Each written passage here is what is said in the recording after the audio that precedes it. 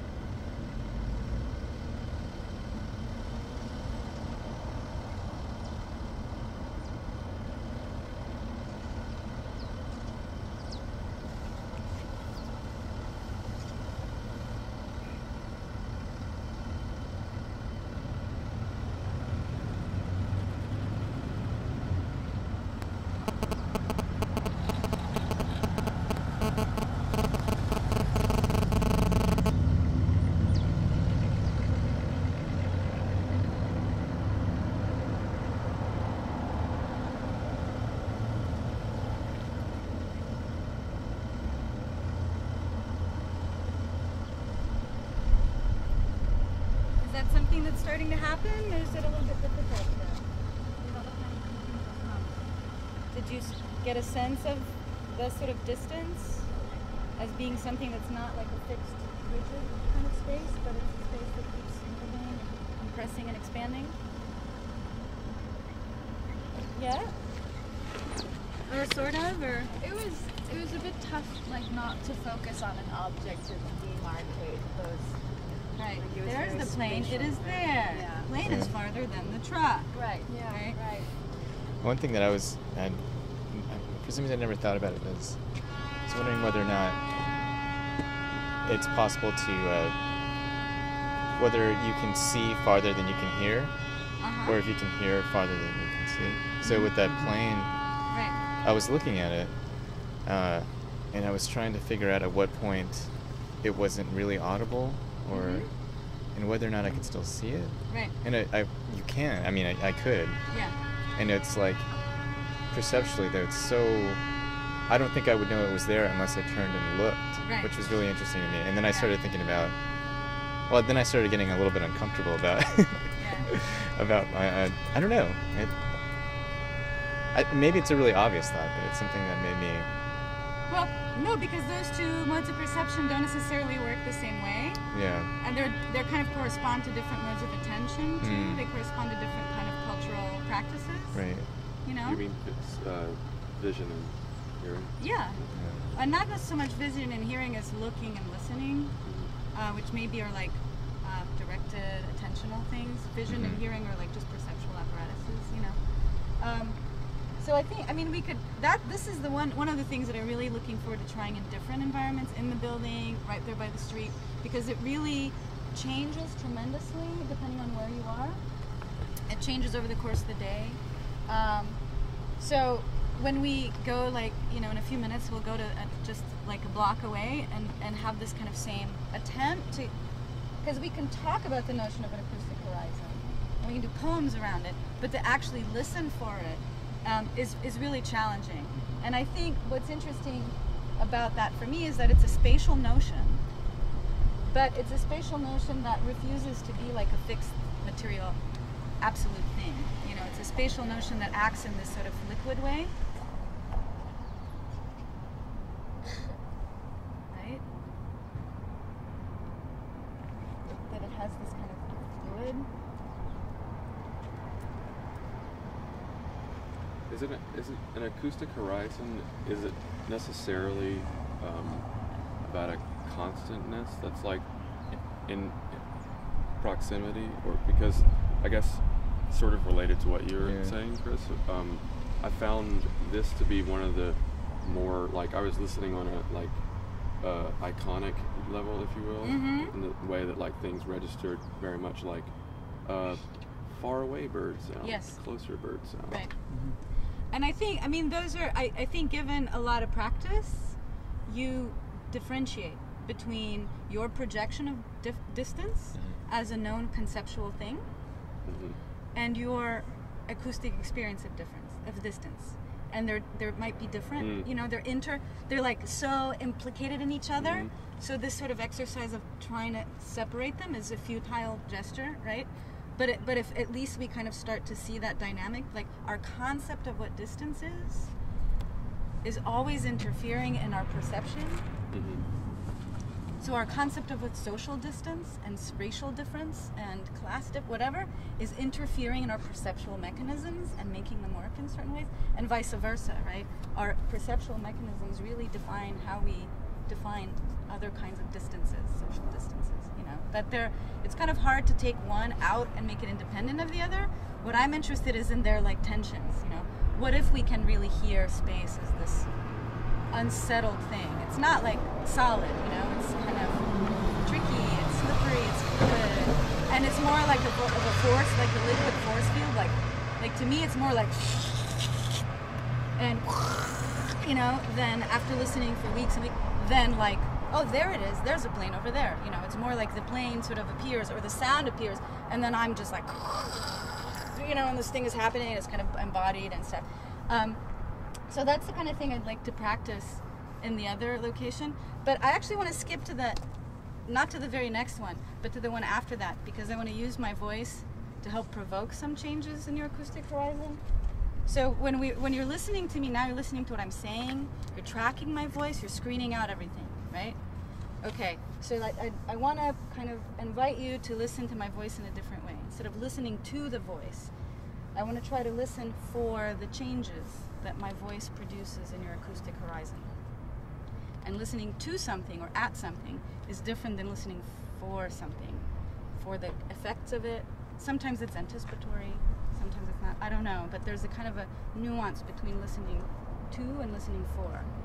So to help with this, I'm not going to use words, because it's like hard. Like, listen to my voice, but don't listen to the words. I'm going to like yelp and stuff, okay? I'm going to come up pretty close to you all so I become a dominant sound. And I want you to listen for how this dominant sound has effects on your acoustic horizon. What does it do to the acoustic horizon? Can you speak Romanian instead of English? I can, but it's still words. Is it okay if I just kind of like yelp and yodel? No, I'm just curious how we can listen differently when we Okay, listen to let me yelp and yodel for a little bit, and then let me speak random Romanian stuff. I'll try not to giggle. Like, who knows what I'm saying, you guys. Okay, okay, so get comfortable, and I'll come like close enough to each of you to where hopefully I become a dominant sound. And what I'd like you to, again, listen for is listen for the acoustic horizon changing in some way for you. Does it like contract? Does it expand? Does it become like fixed in a place? What does it do? Okay, so for us, this spatial notion is not a space that just is there. It's space as a process. And when it seems like it's fixed, it's just kind of a precarious momentary achievement, you know, and then it like is no longer solid again. Okay, so I'll give you a few, 30 seconds to get situated and listening for your acoustic horizon, and I'll come and mess with it.